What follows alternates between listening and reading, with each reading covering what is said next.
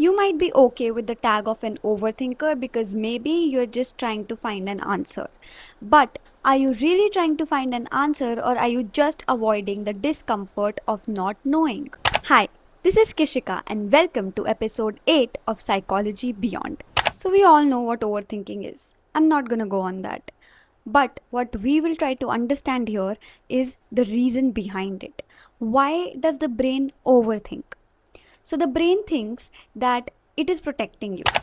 Overthinking often develops as a coping mechanism.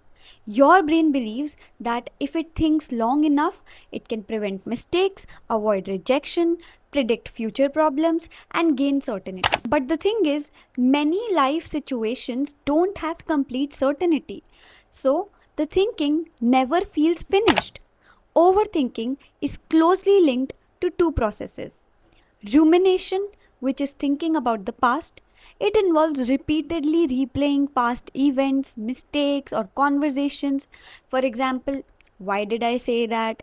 What if I had done something else? Or what if I had done something differently? Second is worrying, which is thinking about the future. This involves imagining possible future threats or negative outcomes. For example, what if I fail? What if they don't like me? Now let's talk about the facts. Think of your brain as having two key players in overthinking.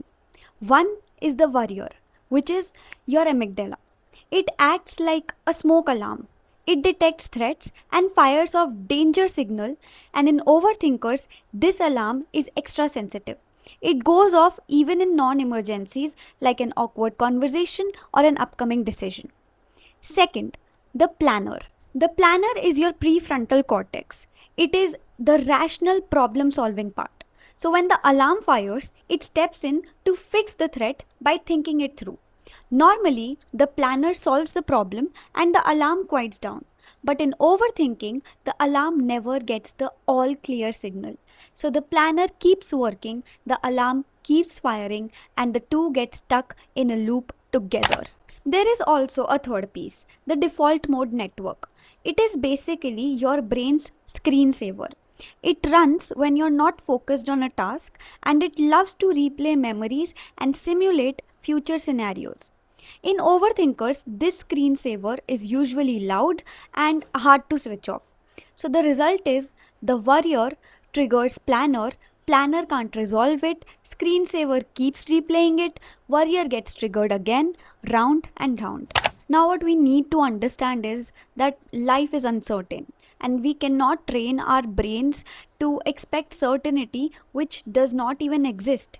And that is the cause of overthinking. Okay, bye. See you tomorrow.